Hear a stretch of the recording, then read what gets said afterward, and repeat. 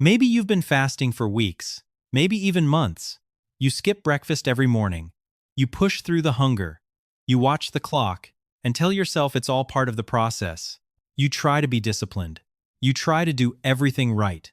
But then you look in the mirror. The belly fat is still there. The scale barely moves.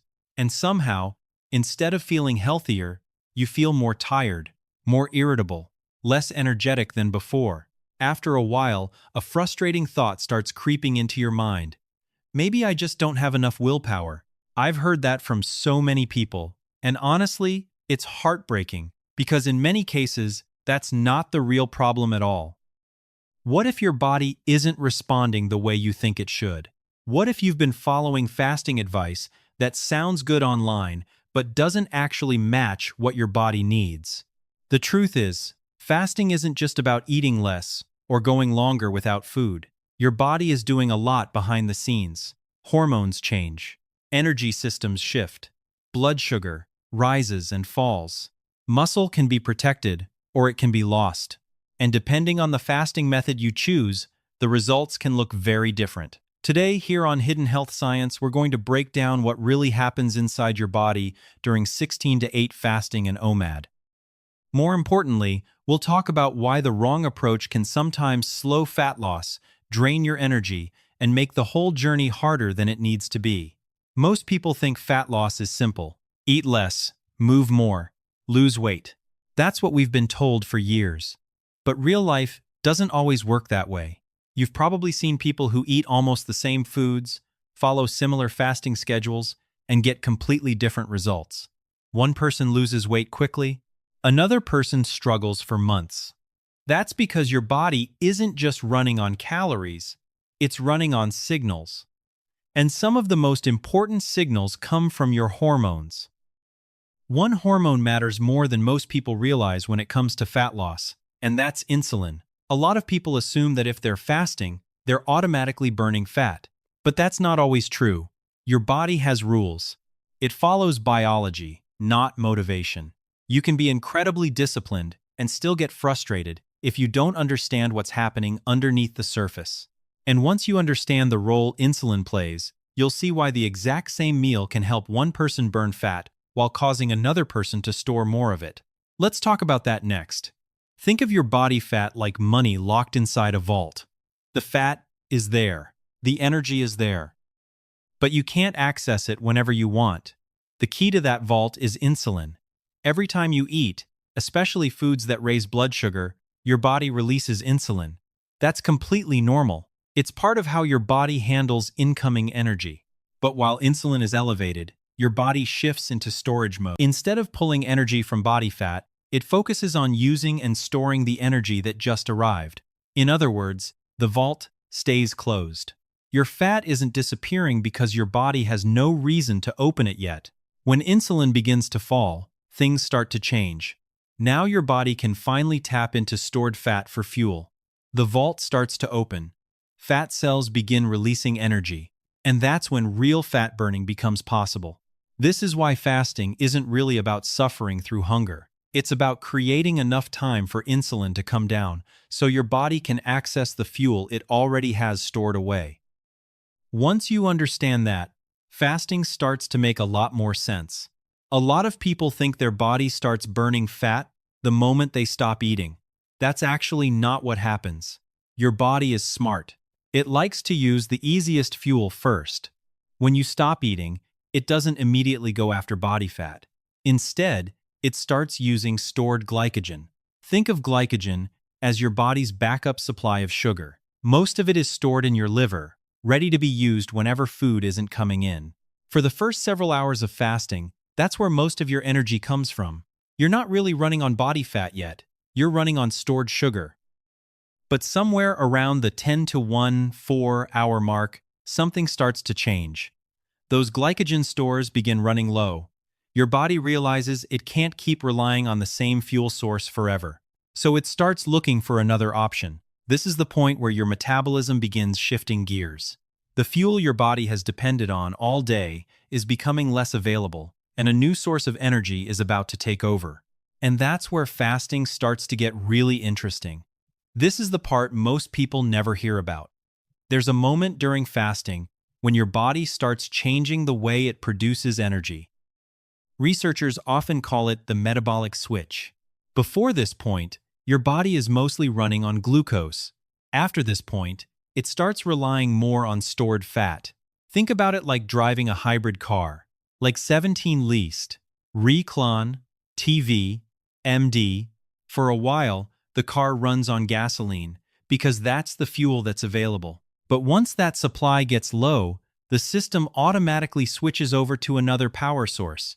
Your body does something very similar. As glycogen levels drop, fat cells begin releasing fatty acids into the bloodstream. Then your liver steps in and converts part of that fat into ketones. Those ketones become a new fuel source for both your brain and your body. This is the stage many people are trying to reach when they fast. Not because fasting itself is magical, but because this is when your body becomes much better at tapping into its stored energy instead of constantly depending on incoming food. For many people, this is where the real benefits of fasting begin. One of the biggest surprises people notice during fasting isn't physical, it's mental. At first, you expect to feel tired or distracted because you're eating less. But once ketones start rising, many people experience the exact opposite. Their mind feels clearer, their focus lasts longer, and the constant urge to think about food starts fading into the background. Part of the reason is that ketones provide a very steady source of energy. Unlike sugar, they don't create the same ups and downs. There's less crashing, less brain fog, less feeling like you need another snack just to get through the afternoon. Something else happens too.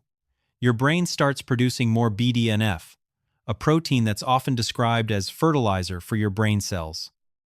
Just like fertilizer helps plants grow stronger, BDNF helps support learning, memory, and the creation of new connections between neurons. It's one reason many people say they feel sharper during a well-structured fast. But here's the interesting part. Not every fasting method creates this state in the same way.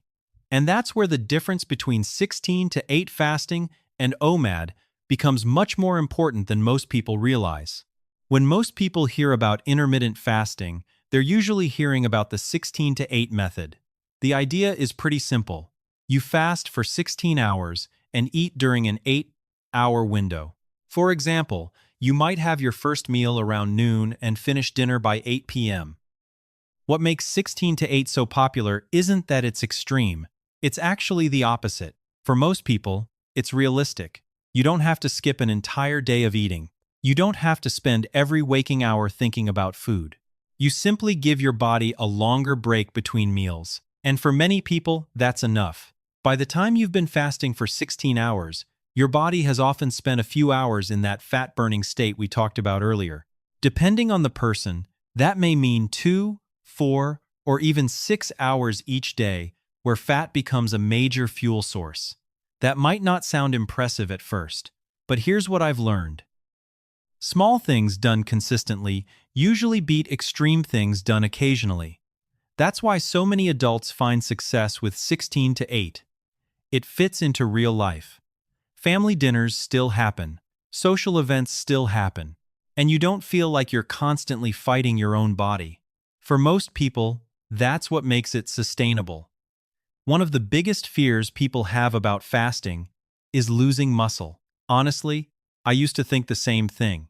If you're eating less often, it seems logical that your body would start breaking down muscle for energy. But that's not usually what happens with a well-structured 16-8 routine. During shorter fasting periods, your body increases the production of growth hormone.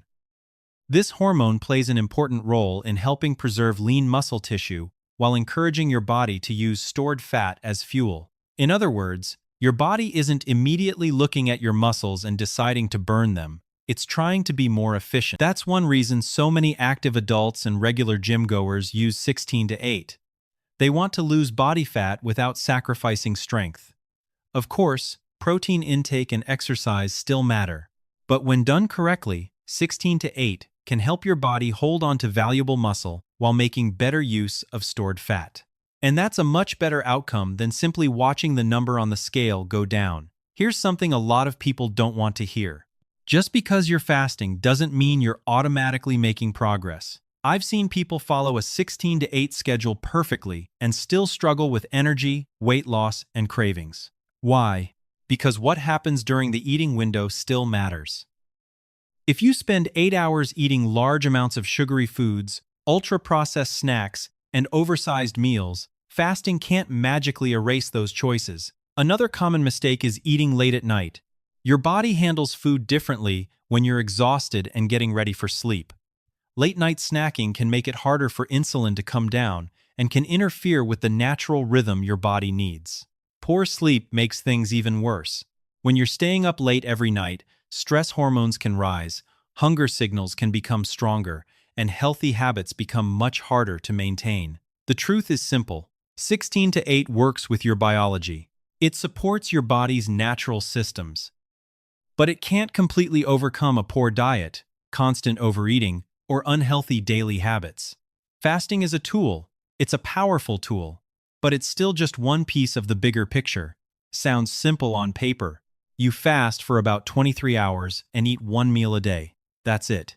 And honestly, it's easy to understand why so many people are attracted to it. By the time you've gone nearly an entire day without food, your glycogen stores are running very low. In some cases, they're almost completely depleted. That means your body has to rely much more heavily on stored fat for energy. Ketone levels can rise significantly. Fat burning becomes more dominant. And for some people, that feels amazing. They report better focus, more mental clarity, less hunger than they expected. Some even describe a calm, almost steady feeling throughout the day once their body adapts. I've heard people say they feel more productive because they spend less time thinking about meals and snacks. But here's the part that's important. OMAD is usually not a beginner's tool. It tends to work best for people who already have experience with fasting and whose bodies have learned how to switch between fuel sources efficiently. For the right person, OMAD can be useful. But just because something is more extreme doesn't automatically mean it's better. This is the side of OMAD that doesn't get talked about enough. The fasting part may feel manageable. The challenge often comes when it's finally time to eat. Think about what you're asking your body to do. You've gone almost an entire day without food. Then suddenly, you're trying to fit nearly a full day's worth of calories, protein, vitamins, minerals, and fiber into a very short period of time. That's a lot. For some people, the body handles it well. For others, not so much. A huge meal can trigger a large insulin response after hours of very low insulin. Digestion suddenly has to work overtime. That's why some people experience bloating, reflux, stomach discomfort, or even poor sleep after their one meal. Getting enough nutrition can also be harder than people realize. It's surprisingly difficult to consistently hit your protein goals and get all the nutrients your body needs in a single sitting. I've seen people spend all day fasting successfully, only to feel miserable after the meal itself. That's why OMAD isn't just about fasting longer. It's about whether your body can actually handle everything that comes afterward. If you're new to fasting, my advice is simple. Start with 16 to 8. For most people, it's easier to follow, easier to recover from, and much easier to turn into a long-term habit. It's a great option for people who want to lose body fat, improve blood sugar control, and build better metabolic health without completely disrupting their daily lives. You don't have to be perfect. You just need consistency. OMAD is a different story. It's not something everyone should do. In fact, some people should avoid it altogether. That includes pregnant women, breastfeeding mothers, people with type 1 diabetes, individuals with low blood pressure, and anyone with a history of disordered eating. For these groups, long fasting periods can create more problems than benefits. The biggest lesson I've learned is this: the best fasting plan isn't the one that looks the most impressive online. It's the one your body responds to well. The one that helps you feel stronger, not weaker.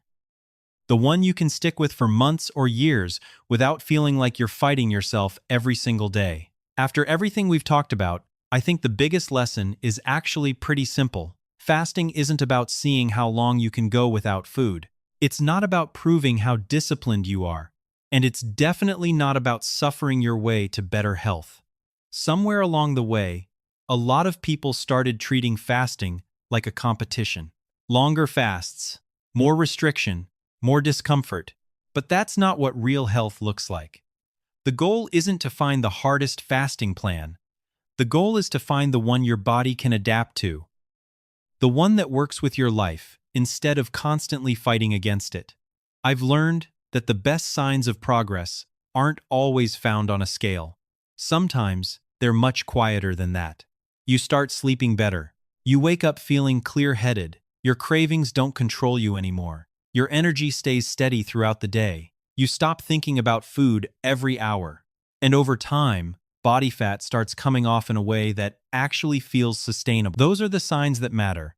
Because lasting health isn't built through extreme effort for a few weeks. It's built through habits your body can trust for years. And that's the real power of fasting when it's done the right way.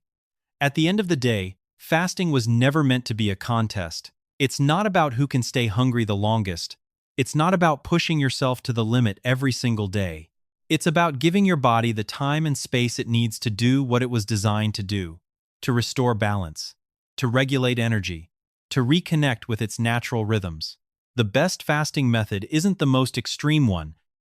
It's the one you can follow month after month, year after year, while still feeling healthy, energized, and at peace with yourself. Because real success isn't just losing weight. It's waking up feeling better, living with more energy, and building a lifestyle that actually lasts. If you found this video helpful, make sure to subscribe to Hidden Health Science and join us for more science-backed health insights that most people never hear about. Until next time, take care of yourself, listen to your body, and remember that small, consistent choices often create the biggest changes.